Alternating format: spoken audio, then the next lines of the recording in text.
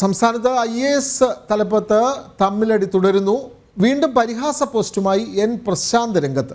കർഷകനാണ്, കള പറിക്കാൻ ഇറങ്ങിയതാണ് എന്നാണ് ഇപ്പോൾ പ്രശാന്തിൻ്റെ പുതിയ പോസ്റ്റ്. കള കൊയ്യുന്ന യന്ത്രത്തിൻ്റെ ചിത്രം പങ്കുവച്ചാണ് ഫേസ്ബുക്ക് പോസ്റ്റ്. വിവരങ്ങളുമായി പ്രജിത്ത് മോഹൻ ചേരുന്നു. പ്രജിത്ത്, സമൂഹ മാധ്യമത്തിൽ IAS ഉദ്യോഗസ്ഥർ തമ്മിലടി തുടരുകയാണ്. പ്രത്യേകിച്ചും ഓരോ പോസ്റ്റുകളിട്ട് അവർ തമ്മിലുള്ള വിരോധവും തമ്മിലുള്ള ഗ്രൂപ്പിസവും ഒക്കെ തുടരുന്നു. ഇതിനിടെ ചീഫ് സെക്രട്ടറി ചില റിപ്പോർട്ടുകൾ മുഖ്യമന്ത്രിക്ക് കൈമാറി. പക്ഷേ ഇങ്ങനെയൊക്കെ നടപടി വരുമ്പോഴും IAS തലപ്പത്ത് തമ്മിലടി തുടരുന്നു. അങ്ങനെ തന്നെയല്ലേ പ്രജിത്ത് മോഹൻ? വിനോദ, പ്രശാന്ത് ഒട്ടും പിന്നോട്ടില്ല എന്ന് തന്നെയാണ് അദ്ദേഹം സൂചിപ്പിക്കുന്നത്. പക്ഷെ ഇന്നത്തെ പോസ്റ്റിൽ AS കെ ഗോപാലകൃഷ്ണൻ സൂചിപ്പിക്കുന്നത്. പക്ഷെ ഇന്നത്തെ പോസ്റ്റിൽ AS കെ ഗോപാലകൃഷ്ണന്റെ ഒന്നും പേരുകൾ പറയുന്നില്ല.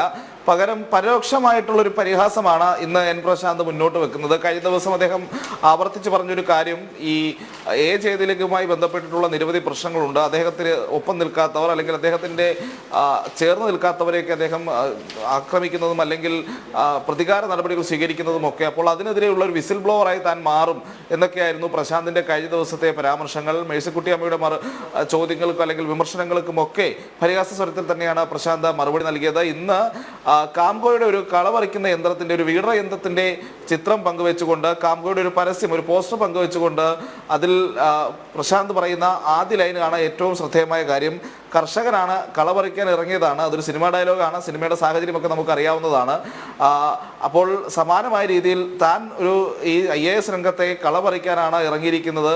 നേരത്തെ പറഞ്ഞതുപോലെ തന്നെയാണ് ഈ രംഗത്തുള്ള പ്രശ്നങ്ങളെല്ലാം താൻ പുറത്തു കൊണ്ടുവരും.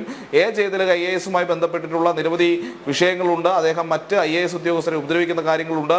അദ്ദേഹം ചെയ്തു കൂട്ടിയ കാര്യങ്ങളുണ്ട്. ഇതൊക്കെ ഓരോന്നായി പുറത്തെത്തിക്കുന്ന ഒരു വിസിൽ ബ്ലോവറായി താൻ മാറുമെന്ന് പറഞ്ഞ പ്രശാന്ത് ഇന്ന് കളപറിക്കാൻ ഇറങ്ങിയ കർഷകനാണെന്ന് പറയുമ്പോൾ നിലപാടുകളിൽ ഒട്ടും പിന്നോട്ടില്ല എന്ന് തന്നെയാണ് പ്രശാന്ത് സൂചിപ്പിക്കുന്നത് എന്നുള്ളതാണ്. അതേസമയം കഴിഞ്ഞ ദിവസം ചീഫ് സെക്രട്ടറി ഈ പ്രശാന്തിൻ്റെ നടപടികളെ അത് ചട്ടലംഘനമാണ്, IAS ഉദ്യോഗസ്ഥരുടെ പെരുമാറ്റച്ചട്ടത്തിൻ്റെയൊക്കെ ലംഘനമാണെന്ന് കാട്ടി മുഖ്യമന്ത്രിക്ക് റിപ്പോർട്ട് നൽകിയിരുന്നു, വസ്തുതാന്വേഷണ റിപ്പോർട്ട് നൽകിയിരുന്നു. പൂർണ്ണമായും ഈ പരസ്യ പ്രസ്താവനയുമായി മുന്നോട്ട് പോകുന്ന പ്രശാന്തിൻ്റെ നിലപാടുകളിൽ വളരെ അതൃപ്തിയുള്ള രീതിയിലാണ് ചീഫ് സെക്രട്ടറി ശാരദാ മുരളീധരൻ IASന്റെ നിലപാടുകൾ വരുന്നത്.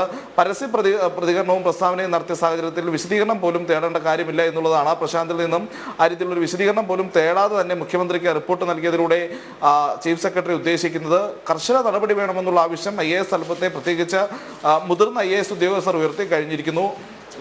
ജയതിലക IAS എന്ന് പറയുന്നത് സംസ്ഥാനത്തെ ഏറ്റവും മുതിർന്ന ഉദ്യോഗസ്ഥരിൽ ഒരാളാണ്.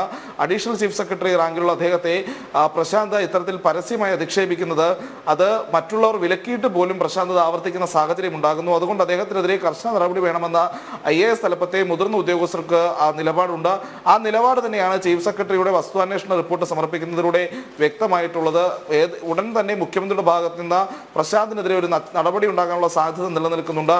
അത് താക്കീത് മുതൽ വകുപ്പിൽ നിന്ന്, നിലവിൽ കൃഷി വകുപ്പിലെ സ്പെഷ്യൽ സെക്രട്ടറിയായി നിൽക്കുന്ന പ്രശാന്തിനെ തലസ്ഥാനത്ത് നീക്കുന്നത് മുതൽ ഒരു പക്ഷേ സസ്പെൻഷൻ അടക്കമുള്ള നടപടികൾ വരെ നീണ്ടു നിൽക്കാവുന്ന ലിസ്റ്റുണ്ട്.